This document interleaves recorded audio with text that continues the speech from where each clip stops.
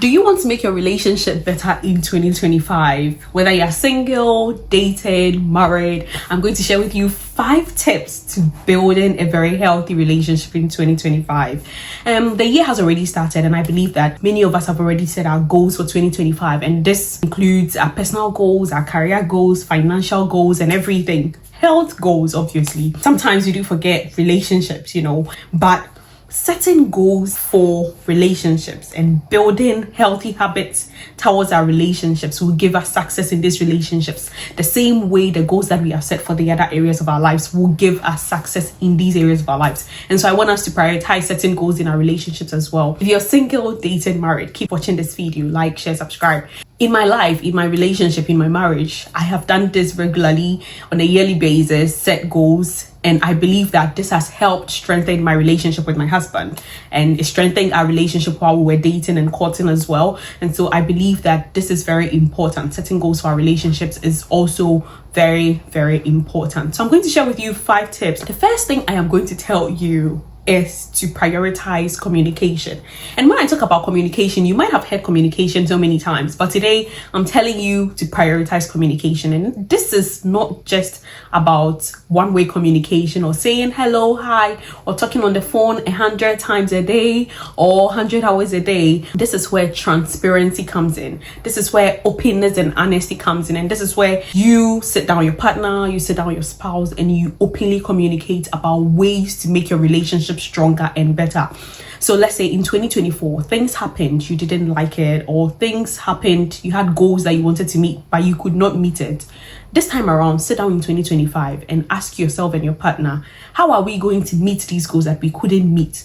If something happened in 2024 that you did not want, sit now again and ask your partner, how are we going to work on this and avoid this thing from happening? If good things happened and you want to make it better, talk about it. Be open and transparent about your feelings for each other, about how you want to progress in your relationship, in areas you are weak and in areas you are strong, how to improve on them. And I believe that transparent, honest conversations go a long way in helping us build successful relationships. The second tip that I'm going to talk about is to set goals together.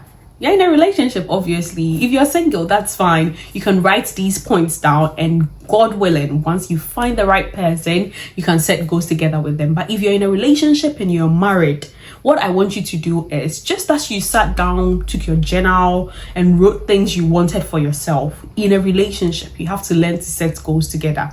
Otherwise, this is what is going to happen. Your spouse or your partner sets their goals, you set your goals, and these might be different. And when they are different, you realize that at the end of the day, different goals might cause conflict in relationships. So what do I mean by set goals together? Sit together, talk about issues together, talk through the goals that both of you want. And if these goals are different, find a way to reach compromise, find a way to talk through it, and then come together and agree on specifically what exactly you want that goal to do for you in that relationship. So let's say you have a health goal together as a couple. You want to lose weight, your husband wants to gain some muscles. As he wants to gain his muscles, you as a woman wants to lose weight. But then these are healthy goals. How are you both going to do it together? If you don't come together to talk through this, if you don't come together to reason together and talk through it, maybe you guys can wake up at 5 a.m. and go to the gym together. Maybe one can go in the morning, one can go in the evening. But until you talk about it, he'll be thinking about, okay, let me get up and go to the gym and work on my personal muscle gaining goal.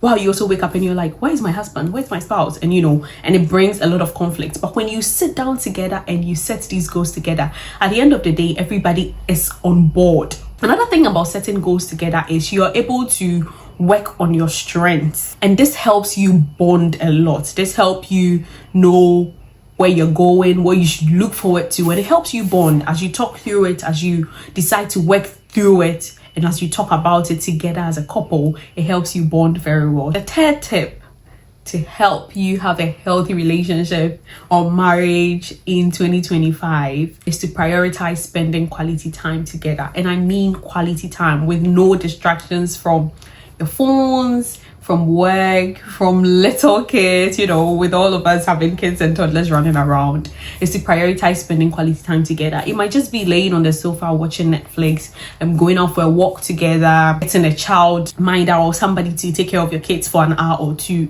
and just walking down the road, going to buy something, going on date nights, planning a trip or a vacation together. This is one of the things that I'm looking forward to doing with my husband, particularly in this year. Though we have very little children, but we want to prioritize spending quality time together where we can think about each other with no distractions, where we can talk through our personal and couple goals together, where we can actually bond with no distractions. There are so many distractions going on today, and it is draining so many relationships. So having quality time together, spending time with your spouse or your partner, is going to help you bond and going to help you have successful relationship. And quality time, I mean, not just any time. As you have quality time, spend time getting to know each other, spend time getting to admire each other and work on each other and love each other, and I believe that this is going to make your relationship better and sweeter in 2025. The fourth tip I'm going to share with you is to practice healthy boundaries. And what do I mean by healthy boundaries? There is just so much going on around us, and this usually affects us in our relationships subconsciously, knowingly or unknowingly.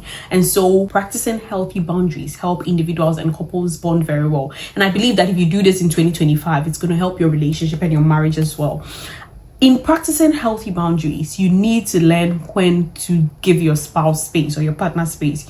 You need to learn the mood, the signs, the symptoms of your relationship, what could be going wrong, what could be going right, and learn to say no when needed. Learn to say yes when needed as well. Learn to let your yes be your yes and let your no be your no, even in the relationship or in the marriage, And I believe that when we do this, it brings a sense of trust, a sense of loyalty, a sense of comfort, knowing that, okay, my wife knows that when I do this, I need a bit of time, and she can take the kids away for a while for me to just unwind, take the stress off or release any stress, and then come back to them healthy.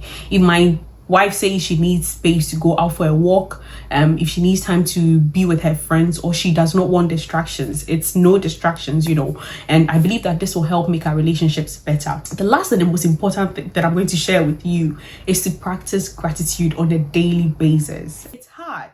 Relationships are hard work. Relationships or marriage are something you get into and you learn on the go. So it's not very easy. And sometimes we all make mistakes. Sometimes familiarity steps in and then you feel like, oh, what? But the little things that our partners do for us, the little things that our spouses do for us, we should appreciate them. And we should practice gratitude daily. I've talked about the essence of gratitude, about the 10 lepers and the one who came back to say thank you. And at the end of the day, he was made whole. So as Christians as well, and as people in relationships and in marriages, we need to learn to say thank you baby for doing this, thank you my wife for doing this. Appreciate them and let them feel like they are being seen. And I believe that if we put this in our marriages, if you put this in our relationships, we're going to have a very successful relationship in 2025. Less conflict, more love. Healthy relationships don't just happen. You work for them, you put in the effort, you put in everything. It's just like going to write an exam or going to a university for 4 years, 6 years. You put in the work, you write the exams, you pass and everything, It doesn't just happen. So I'm encouraging you to put in these tips, to put in a lot of work in your relationship in 2025. And at the end of the day, you will achieve success. Which of these tips resonates with you? Drop a comment or tag your partner or your friend who needs to see this, and let's start 2025 right with purpose. And I believe that as we build strong, we will stay strong. Bye.